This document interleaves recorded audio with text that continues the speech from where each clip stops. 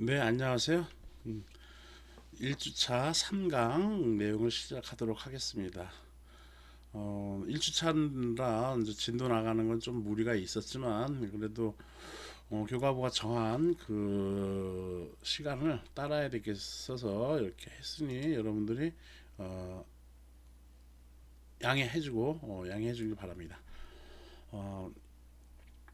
어, 교재에 있는 내용 보면은 전개라는 내용이 있어요. 그래서 전개라는 내용을 봤더니 전개 보도록 하죠. 전개. 우리가 지난 시간에는 2강에서는 쿨롱의 힘을 배웠었습니다. 쿨롱의 힘 F는 9 곱하기 10의 구승 곱하기 R 제곱분의 QQ 이렇게 뉴턴 이런 식으로 우리가 계산을 하면 됐었고요. 거기에서 전개를 구할 때는 Q 분자에 있는 Q를 하나 빼면 됩니다. 즉 나눈 그건 이제 수식적으로 표현하면 나눴다라고 얘기하면 되는 건데 그렇게 계산하면 되고요. 이 전개는 뭐냐 하면은 쿨롱의 힘은 두 전하 사이에 작용하는 힘 의미했죠. 또는 여러 개의 전하가 또 작용하면은 거기에 작용하는 힘들을 우리는 다 구해야 하는데 어쨌든 두 개의 전하 그럼 둘 이상의 작용할 때의 그 전하를 구하는 거예요. 힘을 구하는 거였어요. 근데 전개는 전하 하나가 있을 때 그 전하가 사방에 작용하는 그 공간을 우리는 전개라고 얘기를 해요.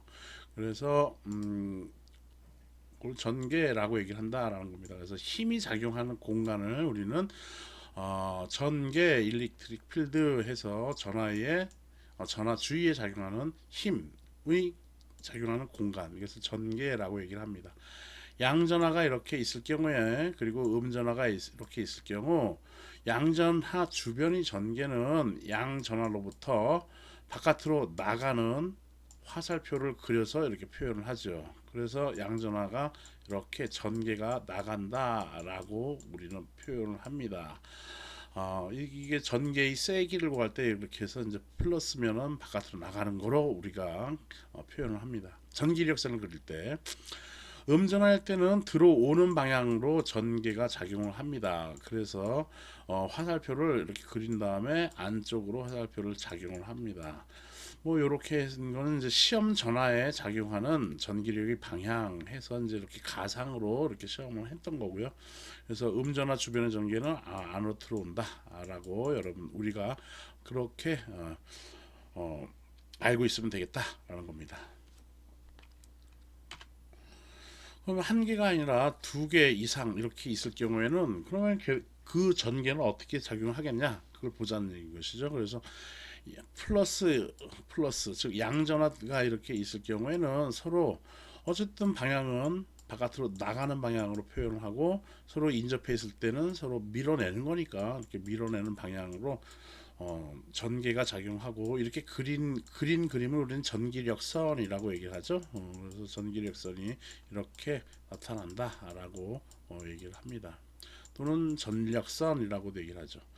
두 개의 음전화일 경우에는 안으로 들어오는 방향으로 표현합니다. 안으로 이렇게 들어오는 방향으로 표현하죠. 그래서 음전화. 서로가 인접해 있어. 그러면 서로 밀쳐내면서 안으로 들어오게끔 표현을 해줍니다. 그래서 이렇게 들어오는 방향으로 하죠. 또 양전하고 음전하고 이렇게 같이 있을 경우에는 우리 자석 이렇게 있을 때 여기 자석에 색깔을 이렇게 놔두면은 분포가 이렇게 해서 막 이렇게 해가지고 플러스 마이너스 이렇게 있으면은 여기서 나가잖아 이렇게 나가잖아요. 빙 이렇게 해서 이쪽으로 나가는 방향으로 이렇게 쇠가 이렇게 분포가 되죠. 이렇게 분포가 되죠. 이렇게 물론 이 안에서는 자기가 어떻게 형성돼? 자기는 그 음성 이 쇠막대 자석막대 안쪽에서는 마이너스에서 플러스로 와가지고는 이렇게 나가지죠. 바깥으로는 이렇게 표현된다라는 얘기예요. 그래서 전하도 우리 마찬가지로 이렇게 표현을 합니다.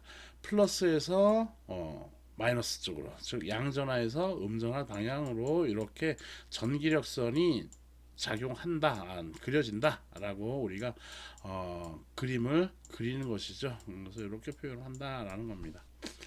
그래서 두 전화 분포 주변에 분포한 전개는 이렇게 되고요. 이것도 마찬가지로 이렇게 출처를 다른 책을 참고해서 가지고 왔습니다. 물론 이거 다 전기자기학에서 나오는 내용인 거고, 요게 전기의 기본 개념이라서 우리 교재가 친절하게 이렇게 설명을 해놓은 겁니다.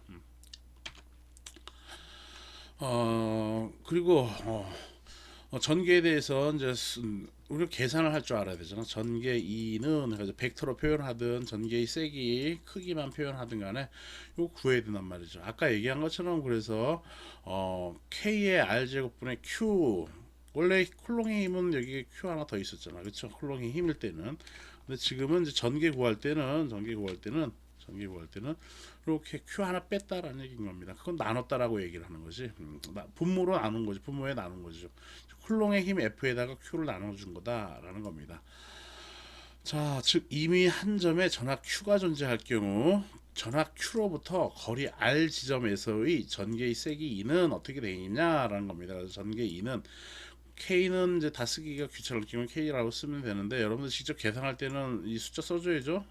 몇이라고 쓴다고? 9 곱하기 10의 구승 이렇게 비례상수 K 써줘야 됩니다. 그래서 이렇게 곱하기 r제곱분의 q가 전개가 되는 것입니다. 이 수식은 원래 쿨롱의 힘은 9 곱하기 10의 구승에 곱하기 r제곱분의 q 스몰 q 이렇게 되는 거였죠. 이게 쿨롱의 힘이었잖아. 쿨롱의 힘이 F 있잖아. 여기에다가 그 전개 2는 그래서 전개 2는 요 Q를 나눠주면 되는 거니까 빼주면 되는 거니까 그걸 빼는 거를 이렇게 산수 빼기로 하면 안 되죠. 그래서 이렇게 해서 2는 Q에다가 F 써주면은 힘 F 쿨롱의 힘 F가 요거 나왔으니까 Q로 이렇게 약분되는 거 아니야. 그래서 이렇게 나와진다라는 겁니다. 9 곱하기 10의 구승 곱하기 R 제곱분의 Q로 표현되는 게 이게 전개의 세기다라는 겁니다. 즉 전개는 전기력이 작용하는 공간으로 아까 얘기했지만은 전하 한 개에 의한 전개는 쿨롱의 힘에서 전하 Q를 나눈 것과 같다. 그래서 단위는 이렇게 쓴다라는 것이고요. 단위는 힘의 단위는 뭐였어? 그렇죠. 뉴턴이었지. 뉴턴. 그리고 전하 Q의 단위는 뭐야?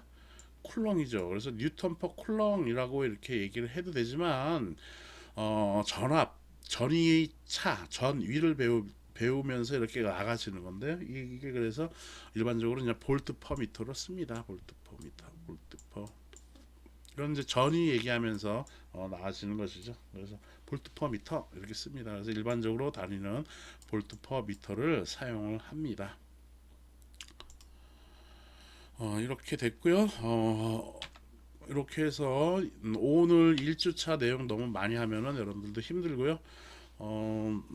또 이렇게 원격으로 강의하다 보면은 요 시간이 사실은 여러분들한테는 힘들 수 있습니다. 뭐 학교 수업 때는 그냥 여러분들하고 나하고 서로 대화도 되고 뭐 내가 여러분들한테 물어볼 수도 있고 이렇게 해서 좀 덜 지겹게 지루하게 수업을 진행할 수가 있는데 지금 이렇게 되니까 1주차 3강까지 강의를 여기까지 마무리를 할게요. 다음 시간에는 이제 2주차 1강이 되고요. 2주차 1강에서 우리 교재에 있는 진도대로 이렇게 나갈 겁니다. 여러분들 교재를 어떻게든 준비를 하길 바라고요. 책이 있어야지 공부하죠. 내가 떠든 거 갖고만 떠든 거를 내가 얘기를 한 거를 떠들었다 해서 미안합니다. 내가 강의를 한 것을 여러분들이 전부 다 기억할 수는 없잖아요. 어떻게 다 기억합니까? 천재도 아닌데. 뭐 천재라도 기억 못할 거려? 그러니까 책을 보세요, 여러분들이. 책을 보면서 요 중요한 내용들을 여러분들이 기억하도록 하는 게 가장 좋은 방법입니다. 공부하는 것은. 그래서 그렇게 여러분들이 공부를 해주길 바라고요. 그래서 아까 얘기한 것처럼 아까 뭐 반대표나 아니면은 학회장 뭐 이렇게 해서 모아가지고 몇 명이라도 모아가지고 책을 좀 저렴하게 구입할 수 있으면 그런 방법을 한번 여러분들이 모색해 보십시오. 그래서 공부를 해야 합니다. 책을 읽어야죠. 물론 그러한 책 내용을 내가 지금 이렇게 강의 자료 PPT로 다 요약은 해놓지만은 그래도 책은 좀 읽어야죠. 책 읽어야지 학생이죠. 학생의 본분을 잘 지켜주길 바랍니다. 자, 오늘은 여기까지 하고요. 잔소리는 여기까지 하겠습니다. 얼굴 보지도 못하는데 네. 하루빨리 여러분들을 볼 수 있기를 기대하면서 1주차 3강까지 마무리 짓겠습니다. 이렇게 해서 1주차를 마감했고요. 여러분들이 이 강의까지 전부 다 들어야겠습니다. 그래야지 출결이 인정이 됩니다. 1장 전기 전자의 기초 개념 다음 2주차 1강에서 또다시 시작을 하도록 하겠습니다. 수고하셨습니다. 네, 감사합니다.